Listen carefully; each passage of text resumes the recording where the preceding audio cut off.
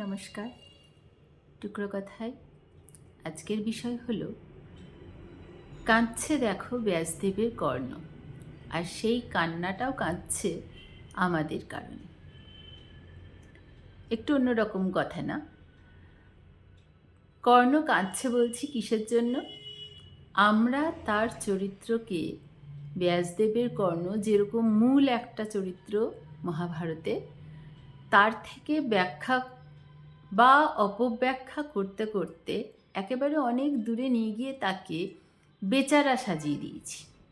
তার জন্যই একজন মহারথী কর্ণ, বীর যোদ্ধা, অপমানে, অবহেলায় আজকে কাঁদছে। কীরকম অপমান অবহেলা আমরা তাকে করি? আমরা যে কোনো মানুষকেই ভালো প্রমাণ করতে গেলে আহারে বেচারা, ইস একেবারে দুর্বল, এই রকম বললে তাকে শোষিত, পীড়িত, বঞ্চিত এরকম সাজালেই যেন সে মানুষটা ভালো হয়ে যায়। অদ্ভুতভাবে কাউকে ভালো হতে গেলে তাকে গরিবই হতে হবে, বা ক্ষীণ দুর্বল হতে হবে, লাঞ্ছিত অপমানিত হতে হবে, বা বঞ্চিত হতে হবে, এমন তো নয়। দুর্বল মানুষই কি ভালো হয় সব সময়? আবার সবলতা বা নির্ভীক, যে ভীষণ বীর্য শৌর্য যার মধ্যে রয়েছে, তার মানে কি সে সবসময় অধর্মকে মেনে চলছে বা বাজে হয়? তা কিন্তু নয়। এই বোধটাই আমরা গুলিয়ে ফেলে কর্ণকে ভালো বলতে গিয়ে তার যেই ভালো দিকগুলো ব্যাসদেব ব্যাখ্যা করেছেন, ঠিক সেই দিকগুলোকেই আমরা তাকে আহারে বেচারা সাজিয়ে দিয়েছি। কীরকম একটা করে বলি। প্রথমে জন্ম হয়েছিল তার কুন্তির গর্ভে, সূর্যপুত্র। কুন্তি তাকে ত্যাগ করে, নদীর জলে ভাসিয়ে দেয়। এইটার জন্যই তাকে প্রথম থেকেই আহারে মা জন্মানোর সাথে সাথে তাকে ত্যাগ করে দিয়েছে, তাই বেচারা। কিন্তু একটা শিশু যখন জন্মেছে তখন তো তার কোনো পৃথিবী সম্পর্কে কোনো ধারণাই নেই। তার মা প্রথম যখন আসছে, চিনতে শিখছে মাকে তখন সে অলরেডি রাধা মাকে পেয়ে গিয়েছে। তাই তার কাছে তো তারাই তার বাবা মা। আলাদা করে তো তার কোনো পরিচয়ের জন্য তার বেদনা, বা তাকে কেউ ছোট থেকে বলেছে তুমি অনাথ বা তোমার মা তোমাকে ত্যাগ করেছে, তা তো নয়। তাহলে সেই দিক দিয়ে বিচার করলে কর্ণ জন্মসূত্র যাই থাক, কিন্তু জন্মানোর সাথে সাথে তার বাবা মা পেয়েছে। বাবা মা দুটোই পেয়েছে। আর শুধু বাবা মা কি, এত আদর করা মা বাবা তাকে সব বুকে আগলে রেখেছে। তারা যেন এতদিন অপেক্ষা করেছে এই পুত্রের জন্য। আর অধীরও তো ছোটোখাটো একটা নগরের শাসক, তাই তার ধন সম্পত্তিও রয়েছে, ছোটোখাটো একটা রাজা বলা যায়। তো এইরকম একটা পরিবার পেয়েছে। তাহলে বেচারা কিন্তু নয়। জন্মানোর পর থেকেই বাবা মা পেয়েছে, যারা কোনো দিন তাকে বলেনি যে তুমি আমাদের সন্তান নও। তাই 1 নম্বর, জন্ম থেকেই সে বেচারা নয়, অনাথ নয়। এরপর যখন বালক অবস্থায়, তখন এরা দ্রোণাচার্যের কাছে শিক্ষা নিতে যায়। দ্রোণাচার্য কার অ্যাপয়েন্টেড? কুরুবংশের, মানে হস্তিনাপুরের রাজা তাকে অ্যাপয়েন্ট করেছে তার পরিবারের ছেলেদেরকে শিক্ষা দেওয়ার জন্য, শাস্ত্র শিক্ষা, অস্ত্র শিক্ষা, সমস্ত রকম। তো তিনি যেহেতু ঠিক করেছেন, তাই তার বাড়ির বাচ্চারা পড়বে, সঙ্গে গুরুদেব নিজের সন্তান মানে অশ্বত্থামাকেও পড়াবেন। এটাই ঠিক ছিল। অন্য কোনো পরিবার কিন্তু এদের সঙ্গে শিক্ষা গ্রহণ করতে আসেনি। শুধুমাত্র কুরুবংশের, মানে কৌরবরা এবং পাণ্ডবরা, ধৃতরাষ্ট্র এবং পাণ্ডুর ছেলেরা সেখানে পড়াশোনা করে। একমাত্র আরেকজনকে আসলো বাইরে থেকে, হলো কর্ণ। কারণ কর্ণ বাবা যে পালক পিতা অধিরথ, তিনি ধৃতরাষ্ট্রের ভালো বন্ধু। তাই ঠিক আছে, আবার যেহেতু সে আরেকটা ছোটোখাটো নগরের রাজাও, তাই তাকে তার ছেলেও এদের সঙ্গেই পড়াশোনা করতে গিয়েছে। তাই আচার্য কর্ণকে শেখায়নি এমন কিন্তু নয়। এবার শিক্ষা দিতে গিয়ে কোনো কোনো জিনিস মনে হচ্ছে এই স্টুডেন্টটা এতে ভালো, এই স্টুডেন্টটা ওতে ভালো, যেরকম মনে হয়েছে গুরুর সেরকম দিয়েছে। তো কোথাও দুর্যোধন কান্নাকাটি করেনি যে আমাকে কেন ধনুর্বিদ্যা শেখায়নি। দুর্যোধন গদাবিদ্যায় ভালো ছিলেন, তাকে গদাশাস্ত্রই শিখিয়েছেন। বা যুধিষ্ঠির কান্নাকাটি করেনি যে আমার সঙ্গে খুবই অপমানজনক কাজ করেছে, আমাকে গদা শিক্ষা আর ধনুর্বিদ্যা শেখায়নি, আমাকে বর্ষার চালনা শিখিয়েছে। যে যেটাতে ভালো দেখেছেন, যুধিষ্ঠির রাজকার্য ভালো করতে পারে, তাকে রাজতন্ত্রের বিভিন্ন শাস্ত্র এই সমস্ত শিখিয়েছেন, বল্লম চালনা শিখিয়েছেন। যে যেটাতে ভালো, যেই দিকে ভালো তাকে সেদিকে দিয়েছে। তো ক্যাপাসিটি অনুযায়ী অস্ত্রদান যখন বেশ অনেকটা ম্যাচিওর হয়ে গিয়েছে শিক্ষা নিয়ে, এবার বিভিন্ন অস্ত্র দেবে, দ্রোণাচার্য কোনো শিষ্যকে দিব্য অস্ত্র দেয়নি, কোনো শিষ্যকে না, ইভেন নিজের ছেলে অশ্বত্থামাকেও দেয়নি। অর্জুন তার প্রবল চেষ্টা এবং এত জ্ঞান সংগ্রহের তার আকাঙ্ক্ষা, এতে দ্রোণাচার্য তাকে শেখাতে মানে নিজে থেকে বাধ্য হয়েছেন আর কি। তাই অর্জুনকে যখন শেখাচ্ছেন তখন অশ্বত্থামা বলে যে আমাকেও শেখাতে হবে। যাই হোক, অশ্বত্থামাকে দিলেও সম্পূর্ণ সে শিখতে পারেনি, অর্ধেক শিখেছে, অর্ধেক শেখেনি। এটার প্রতিফলন আমরা পরেও দেখেছি যে অযোগ্য পাত্রে দান করলে কি হয়, অর্জুনকে দিয়েছিলেন। কর্ণ তখন দাবি করে যে অর্জুনকে যেহেতু দেওয়া হচ্ছে দিব্যাস্ত্রের শিক্ষা, আমাকেও দিতে হবে। এবার ছোট থেকেই কর্ণ প্রচণ্ড প্রচণ্ড ঈর্ষা অর্জুনের প্রতি। অর্জুন এত ভালো প্র্যাকটিস করে, ক্লাসের ফার্স্ট বয়ের সঙ্গে যে সেকেন্ড বয় তার তো কম্পিটিশান প্রচণ্ড থাকে, যে লাস্ট বয় তার থাকে না। কিন্তু ফার্স্ট সেকেন্ড যারা হচ্ছে তাদের মধ্যে প্রচণ্ড কম্পিটিশান, যে ও এগিয়ে গেল, ও 1 নম্বর বেশি পেয়ে গেল, আমি একটু। কর্ণ বিশাল বড় একজন যোদ্ধা, মহারথী, তবু অর্জুনের সঙ্গে তার কম্পিটিশান সারা জীবন চলেছে। দ্রোণাচার্য বললেন যে বিভিন্ন কোয়ালিটি থাকার কারণে অর্জুনকে দেয়া হচ্ছে, আর যেটা তোমার মধ্যে এটা এটা নেই তাই তোমাকে দেয়া হবে না। এবার ভীষণ উগ্র হয়ে গুরুর সঙ্গে তর্ক, যে আপনি দেবেন না, আপনার গুরু দেবে, আপনার কাছে আমি শিখবই না। সে এইরকম বলে আশ্রম থেকে বেরিয়ে আসছে, আর দ্রোণাচার্য বলে দিচ্ছেন যে তার গুরু পরশুরাম, তুমি তাহলে আমার গুরুর কাছে যাও, তিনি যদি দেন দেবে, এরকম। আর আমরা তাকে সাজিয়ে দিচ্ছি, আহারে বেচারা কর্ণ, দ্রোণাচার্য তাকে শাস্ত্র শিক্ষা অস্ত্র শিক্ষা দেয়নি, তাই এর কাছে তার কাছে গিয়েছে। আসলে কিন্তু তার কাছেই শিখত। এবার কর্ণ পরশুরামের কাছে যায়, বিভিন্নভাবে ছলে বলে বা মিথ্যা কথা বলে অস্ত্র শিক্ষা নেয়, তাতে তিনি অভিশাপ দেন, এগুলো সব হলো। এবার যখন সকল ছাত্রদের শিক্ষা কমপ্লিট হয়ে গিয়েছে, রাজ্যে ফিরে এসেছে, তখন ধৃতরাষ্ট্র বলেন যে কি শিখে আসলো আমার ছেলেরা, একটা কম্পিটিশন হোক, এখানে আমি দেখব। সেই দেখার সময় কম্পিটিশন, যুদ্ধ নয়, তার ছেলেরা কি কি শিখে এসছে বলে কম্পিটিশন হয়। সেখানে সবাই যে যার ক্ষমতা দেখাচ্ছে, কি শিখেছে, ট্যালেন্ট দেখাচ্ছে। সেখানে হঠাৎ করে কুরু ফ্যামিলির একটা ফ্যামিলি কম্পিটিশনের মধ্যে কর্ণ তো ঢুকে যাচ্ছে। সে তো যাই হোক তাকে অ্যাকসেপ্ট করে নিচ্ছে, যেহেতু তাকে সকলে চেনে না কেউ না, দ্রোণাচার্য চেনে, তারপরে দুর্যোধন, দুঃশাসন, এরা সকলেই চেনে, তাই তাকে সঙ্গে। দুর্যোধন তো জানে যে অর্জুনের সঙ্গে এর বিশাল রেষারেষি ছিল, তাহলে অর্জুনকে আজকে হারাতে পারলে, দুর্যোধন তো সব সময়ই একটা ছুতো খোঁজে, তাহলে কর্ণ আসলে যদি অর্জুনকে হারিয়ে দেয়। কর্ণ কিন্তু সেখানে সুস্থ একটা কম্পিটিশন থেকে বেরিয়ে একেবারে বিধ্বংসী হয়ে অর্জুনকে মেরে ফেলবে, এরকম একটা বাড়তে বাড়তে বাড়তে বাড়তে সে নিজের সীমা ছাড়িয়ে গিয়েছে। যখন দেখছে এ তো সাংঘাতিক হয়ে যাচ্ছে, একে আটকানো যাচ্ছে না, কম্পিটিশন বলে এরা যেরকম খেলছে যে খেলার মতো। কর্ণ কিন্তু আর খেলা ভাবছে না তখন, সেই কারণেই। আর তাকে দেখে ওদিকে কুন্তি নিজের ছেলে দেখে অজ্ঞান হয়ে যাচ্ছে, অন্য কোনো কারণ না যে অর্জুনের সঙ্গে লড়াই হচ্ছে বা কিছু, অন্য কোনো কারণ না। কর্ণ তখন জানেও না ওটা আমার মা।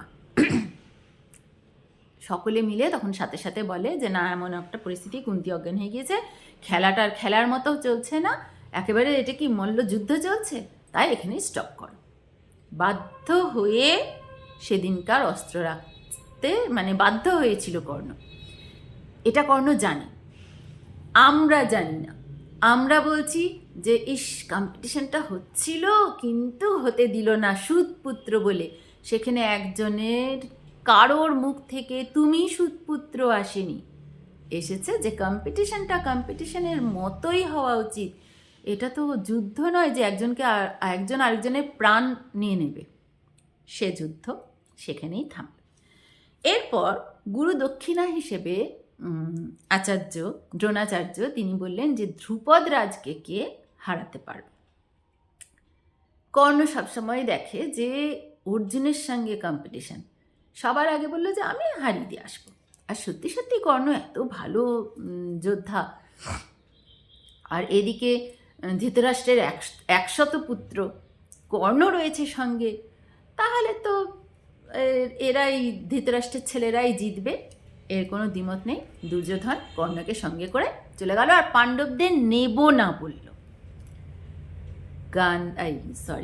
ধ্রুপদ রাজে গিয়ে ধ্রুপদ রাজের সেনার সাথে, ধ্রুপদ রাজের সেনার সেনাপতি একজন নারী শিখণ্ডী, তার সঙ্গে পেরে উঠল না। এত বড় বড় রথী মহারথী এসছে, তার সঙ্গে পেরে উঠল না কেউ। সকলকে তো বেঁধে রেখে দিয়েছে, অর্ধেকজন পালিয়েছে। সেই পালিয়ে যাওয়া সেনার মধ্যে কর্ণ একজন পালিয়েছে দুর্যোধনকে ফেলে। সেই বাঁচাতে আসলো কে? পাণ্ডবরা। আর অর্জুন এসে তো ধ্রুপদরাজকে হারিয়েও দেয় আর এদেরকে ছাড়িয়েও নেয়। ধৃতরাষ্ট্রের ছেলে দুর্যোধন, দুঃশাসন এদেরকে ছাড়িয়ে দেয়। কর্ণ কিন্তু সেই যুদ্ধে হেরে পালিয়েছে, যার থেকে হেরে পালিয়েছে তাকে কিন্তু অর্জুন এসে জিতেছে। কোনো একটা কম্পিটিশন হলে কাকে আমরা বেশি ক্ষমতাশালী ভাববো? যে হেরে গিয়ে পালিয়েছে, নাকি যে হারিয়েছে তাকেও হারিয়ে জিতে গেল? যে এরকম পরপর অনেক যুদ্ধ, কর্ণ এটা জানে। আর যত এরকম একটার পর একটা হচ্ছে, তার মনের মধ্যে রাগ আক্রোশ জমছে। এরপর আসলো যখন যতুগৃহের পর একটা পালা। দুর্যোধন, দুঃশাসন আর শকুনি সকলে ঠিক করছে যে যতুগৃহ বানিয়ে এই পাণ্ডবদেরকে একেবারে ঘুমন্ত অবস্থায় পুড়িয়ে মারা হবে। এটা তো একেবারেই বীর তো নয়, বীরত্বের কোনো পরিচয় নেই, একদম কাপুরুষোচিত একটা আচরণ। কর্ণ এটা সব জেনে প্রথমে একটু আপত্তি করলেও, যে অর্জুনের সঙ্গে কম্পিটিশনে জিততে হবে তাকে, তবু কোনোভাবে কোনো দিক দিয়ে পারছে না দেখে এটাতেও রাজি হয়ে যায় কর্ণ। অদ্ভুতভাবে নিজেও বোধহয় কর্ণ সারা জীবন আক্ষেপ করেছে যে আমি এরকম একটা কাজে কিভাবে হ্যাঁ বলেছিলাম, কিন্তু কর্ণ তাতে হ্যাঁ বলেছিল। যাই হোক, যতুগৃহ থেকেও পাণ্ডবরা বেঁচে ফিরে আসে। এরপর তারা দ্রৌপদীর স্বয়ম্বর সভায় যখন হয়, তখন দুর্যোধন, দুঃশাসন, কর্ণ সকলে গিয়েছে সেই স্বয়ম্বর সভায়, যেই কম্পিটিশনটা একটা হচ্ছে তাতে অংশগ্রহণ করতে। তো দুর্যোধনের তো খুব ইচ্ছা, দ্রৌপদীকে বিয়ে করার ইচ্ছে তো সকলের। কিন্তু কর্ণ যখন অংশগ্রহণ করতে গিয়েছে, তখন দেখছে দ্রৌপদীকে দেখে তার ভিতরে অসম্ভব লালসা, নিজেকে সংবরণ করে যে না, দুর্যোধনের সঙ্গে এসেছি, এই একটা বড় ক্ষমতা, এর সঙ্গে অর্জুনের শত্রুতা, তাই একে আমার সঙ্গে রাখতে হবে। তখন বলছে ঠিক আছে বন্ধু, তোমার হয়ে আমি চালনা করব তীর, যেহেতু দুর্যোধন ভালো তীর ধনুক চালাতে পারে না, তাই তার হয়ে বলছে তোমার হয়ে আমি তীর নিক্ষেপ করব, কম্পিটিশনে অংশগ্রহণ করছি, আমি জিতলেও তুমিই বিয়ে করবে। কিন্তু কর্ণের মনে প্রবল ইচ্ছা দ্রৌপদীকে বিয়ে করার। আর ব্যাসদেবের কর্ণ অন্য আমাদের সিরিয়ালের কর্ণ নয়, ব্যাসদেবের কর্ণ তীর নিক্ষেপ করে, লক্ষ্যচ্যুত হয়ে হেরে যায়। একে একে সকলে সেই কম্পিটিশনে যারা যারা এসছিল, সকল দেশের রাজা রাজপুত্র যারা, সকলেই হেরে যায়। কেউ সেই মাছের চোখে আর তীর বিঁধতে পারে না।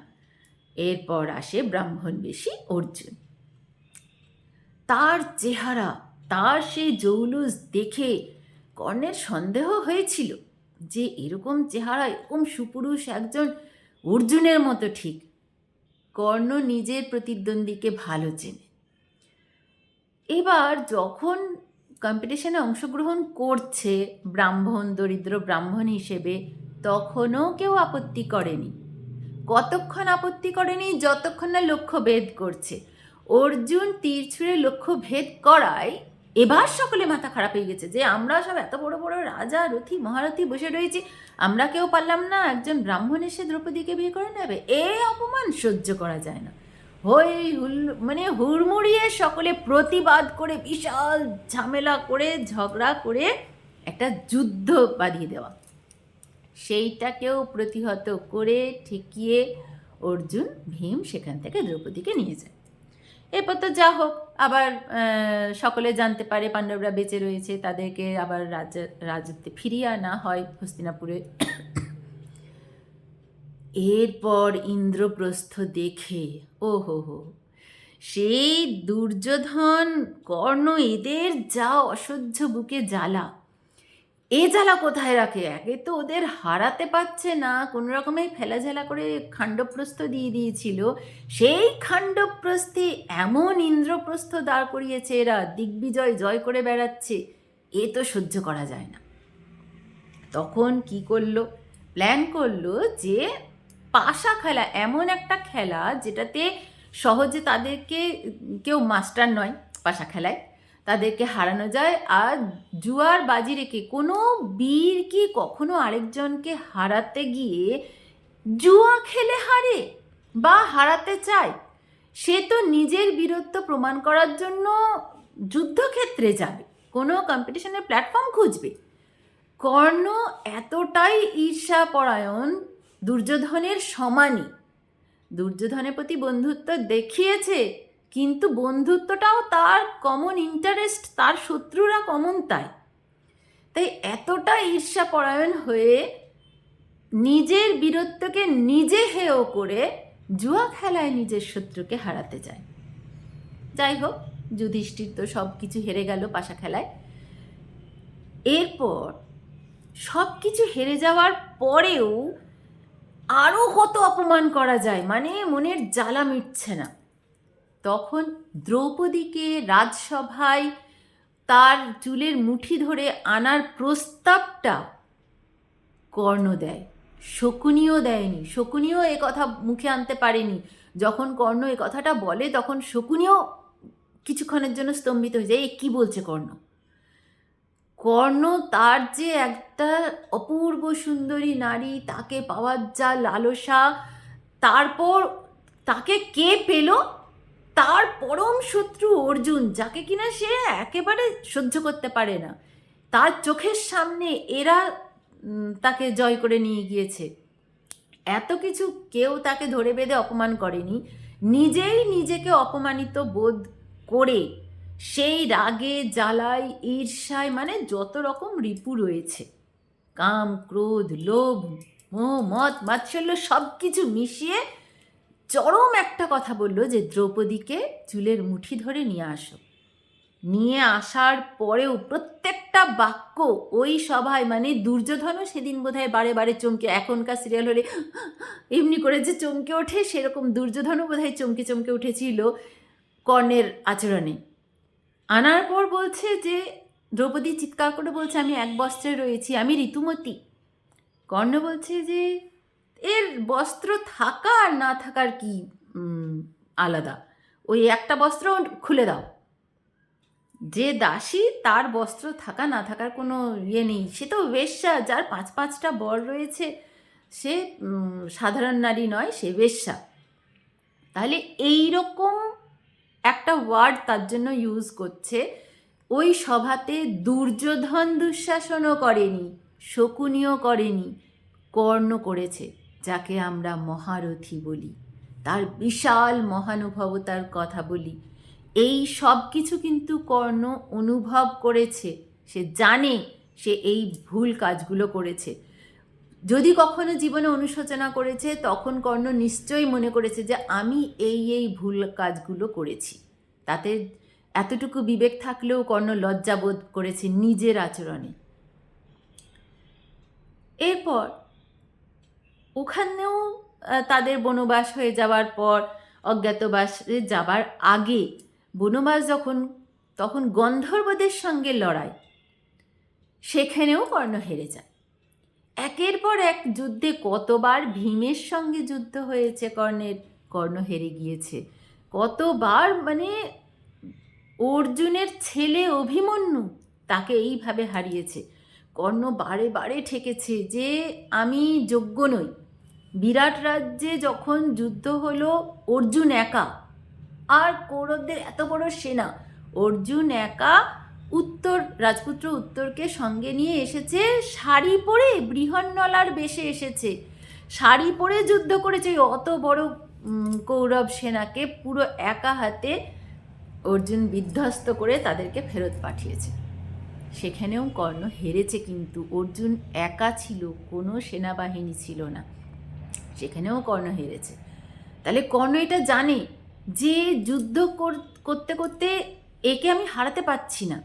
শেষ দিন পর্যন্ত কর্ণ অপেক্ষা করেছে, আমি অর্জুনকে হারাবো মানে তার একদম প্রাণ নিয়ে নেব, তাহলেই একমাত্র আমার চিরকাল পৃথিবী মনে রাখবে শ্রেষ্ঠ ধনুর্ধর কর্ণ। অর্জুন তো কোনোদিন কম্পিটিশনই করেনি কর্ণের সঙ্গে, অর্জুন নিজের শিক্ষা শিখেছে। কর্ণ জানে যে আমার সঙ্গে কম্পিটিশন করুক না করুক, আমি হব শ্রেষ্ঠ, এই খিদে, এই আকাঙ্ক্ষা কর্ণের ছিল। তাই শেষ দিন পর্যন্ত চেষ্টা করেছে। এরপর আসি কুরুক্ষেত্র যুদ্ধে, যেটার আমরা বারবার বলি মহান দাতা, দানবীর কর্ণ। দান তো সমস্ত ক্ষত্রিয়রা করত, যারাই রাজা তাদের যা সামর্থ্য, সোনা দানা টাকা পয়সা দান করেছে। তাহলে দানবীর কর্ণ কেন শুধু, সকলেই তো দান করেছে। রাজা হরিশ্চন্দ্র কীরকম দান করেছেন, নিজের সমস্ত কিছু, রাজ্য, এমনকি স্ত্রী পুত্রকে পর্যন্ত দান করে দিয়েছিলেন। তিনি দানবীর। কর্ণের একটা দানের জন্য আমরা তাকে আহা বেচারা সাজাতে খুব সাহায্য হয় যেটাতে, সেটাই ধরে রেখেছি। অন্য দানগুলো কোন সাধুকে, কোন ভিখিরিকে বা কোন দরিদ্র ব্রাহ্মণকে কত দান দিয়েছে এটা মনে রাখিনি। মনে রেখেছি তার কবচ কুণ্ডল দানের কথা, যেটা ইন্দ্র ব্রাহ্মণ সেজে এসে ভিক্ষা চেয়েছিলেন, সেইটা মহান দান, সত্যি অনেক বড় দান। কিন্তু এক কর্ণ জানেন আর জানেন ইন্দ্র, সেটা তো আদৌ দানই ছিল না। দান মানে কি? নিঃশর্ত, আমার কাছে আছে, আমি সেটা দিয়ে দিলাম। কিন্তু কর্ণ তো ওই কবচ কুণ্ডল দেওয়ার পরিবর্তে ব্যবসার মতো আরেকটা জিনিস চেয়ে নিল, এমন একটা অস্ত্র যেটা দিয়ে আমি অর্জুনকে বধ করতে পারবো। ইন্দ্র এসেছিল অর্জুনকে বাঁচাবে বলে সেই কবচ কুণ্ডল নিতে। কর্ণ জানে ইন্দ্র আসবে, আগে থেকে মনে মনে তখন প্ল্যান করে রেখেছে যে আমি আসলে কি চাইব। কবচ কুণ্ডল কতটা ক্যালকুলেশন করেছে যে কবচ কুণ্ডল থাকা অবস্থায় যদি আমি জিতি, তাহলে তো একটা চান্স থেকে যায়, সকলে বলবে যে অর্জুন শ্রেষ্ঠ ধনুর্ধর, কিন্তু কর্ণের কবচ কুণ্ডলের জন্য হেরে গেল। সেই কারণে কবচ কুণ্ডল না থাকলে যদি আমি জিতি, এইটাই আমার শ্রেষ্ঠত্বের সব থেকে বড় প্রমাণ হবে। আর এই যে দেব কবচ কুণ্ডলটা, এর পরিবর্তে কি চেয়ে নেব? সেই ইন্দ্র যে অর্জুনকে বাঁচাতে এসছে, তারই পুত্র অর্জুনকে মারার জন্য একটা ইন্দ্রাস্ত্র, প্রচণ্ড ক্ষমতাশালী একটা অস্ত্র, যেটা মানে একদম মোক্ষম অস্ত্র। যেটা যার বিরুদ্ধে ব্যবহার করা হবে সে কোনোভাবেই তার থেকে বাঁচতে পারবে না। তাহলে কোনো কিছু দিয়ে সেটার পরিবর্তে যদি আমরা তার মূল্যটা নিয়ে নিই, সেটাকে কি দান বলে না ব্যবসা বলে? বিক্রি করেছে কর্ণ, নিজের কবচ কুণ্ডলকে ঠান্ডা মাথায় চিন্তা করে ইন্দ্রের কাছে বিক্রি করেছে ইন্দ্রাস্ত্র পাওয়ার জন্য। তাহলে আমরা যেইটা দিয়ে কর্ণকে এত মহান বললাম সেটা তো থাকলোই না। দানবীর তো কর্ণকে বলাই গেল না। আর অন্যান্য দান ঠিক আছে, যা দিয়েছেন দরিদ্র মানুষকে বা যাজ্ঞাকারী যারা তাদের দিয়েছেন, কিন্তু যেই দানটার জন্য আমরা দানবীর বলি সেটা তো আর দানই থাকলো না। এরপর যুদ্ধে অভিমন্যুকে বধ করার সময় কর্ণের হৃদয় বিদীর্ণ হয়ে গিয়েছে যে আমি কিভাবে একজন মহারথীকে এইভাবে মারলাম। আমরা 6 জন রথী মহারথী মিলে একটা বাচ্চা ছেলেকে। কর্ণ প্রত্যেকটা পদে বুঝতে পেরেছে যে আমি কি করছি। তারপর যখন যুদ্ধক্ষেত্রে অর্জুন তার সঙ্গে মুখোমুখি হয়েছে, অর্জুন তখন পুত্র শোকে একেবারে পাগলের মতো অবস্থা। সেই অবস্থাতেও তার পুত্রকে যে মেরেছে, তার রথের চাকা মাটিতে চলে যাওয়ায় অর্জুন থেমে যাচ্ছে যে না না, এখন বলছে যে মেরো না, আমি রথের চাকা তুলছি, তাহলে কি এখন যুদ্ধ করব না? এটা কর্ণের সহ্য করা যায় যে কিনা এত কিছু করে অর্জুনকে হারাতে চাইছে, তবু সেই সামনের মানুষটা মহানুভবতা দেখিয়েই চলেছে। সেই সামনের তার প্রতিদ্বন্দ্বী যত মহানুভবতা দেখাচ্ছে তত তো কর্ণের হৃদয় সংকুচিত হয়ে যাচ্ছে। একজন রথী মানে যে রথ নিয়ে যুদ্ধ করে, মহারথী মানে যার পিছনে 10,000 রথ নিয়ে সেনা থাকে, এরকম। তো কর্ণ একজন মহারথী। তো এমন নয় যে রথ ভেঙে গেলে তার যুদ্ধ সেখানে বন্ধ বা সে হেরে গেল। রথ ভেঙে গিয়েছে, রথে আরও অনেক অস্ত্রশস্ত্র রয়েছে, তুমি চালাও, যুদ্ধ চালিয়ে যাও, অন্য রথ আসবে, রেডি রয়েছে, আসবে। কর্ণও জানে, অর্জুনও জানে, তবু কর্ণ মানে তার মন্ত্র মনে করতে পারছে না, সামনে শত্রুকে মারতে পারছে না, হাতের কাছে পেয়েও তার শ্রেষ্ঠত্ব প্রমাণ করতে পারছে না দেখে নিষ্পিস করছে। শেষ মানে খড়কুটো জড়িয়ে ধরা মতো বলছে যে আমি এখন রথের চাকা তুলছি, তুমি আমাকে মেরো না। শিক্ষা দিচ্ছে, ধর্মজ্ঞান দিচ্ছে। অর্জুন তাতেও মহানুভবতা দেখে ঠিক আছে তাহলে এখন মারবো না বলে আটকে যাচ্ছে। আর এই অর্জুন যত মহানুভবতা দেখাচ্ছে, কর্ণ তাতে আরও থেকে আরও সংকুচিত হয়ে যাচ্ছে যে কি মহানে, একে কোনোভাবেই তো দমানো যাচ্ছে না, কোনোভাবেই শ্রেষ্ঠত্বে একে আমি ছাড়াতে পারছি না। এই মরমেই কর্ণ মরে গেল। আর যে কিনা এতটা চেষ্টা করেছে তার সারা জীবন ধরে, তারপর মানে শ্রেষ্ঠত্ব অর্জন করার জন্য, মহান হওয়ার জন্য, সেই চেষ্টাটাকে কোনো রকম মূল্য না দিয়ে তাকে আমরা বেচারা সাজাতে এত ব্যস্ত। আহারে বেচারা সুতপুত্র, আহারে বেচারা রথের চাকা বসে গেল, যেটা কিনা কর্ণ নিজেও জানে যেটা কোনোটাই বেচারা নয়। সে নিজেও ঠান্ডা মাথায় চিন্তা করলে এটা এটা এটা আমি যেটাকে বেচারা বলছি এগুলো কোনোটা বেচারা নয়। কর্ণ নিজে কখনো বলেনি আমাকে বেচারা বলো, আমাকে সুতপুত্র বলো, বা আমি নিম্ন জাতি তখন ছিলই না। এরকমই। তাহলে একের পর এক যখন এরকম ঘটনাগুলো দিয়ে আমরা কর্ণকে বেচারা সাজাচ্ছি, কর্ণ বোধহয় নিজেও লজ্জায় মুখ লুকোচ্ছে, নিজেও দুঃখ প্রকাশ করছে। ধন্যবাদ, আজকে এই পর্যন্তই।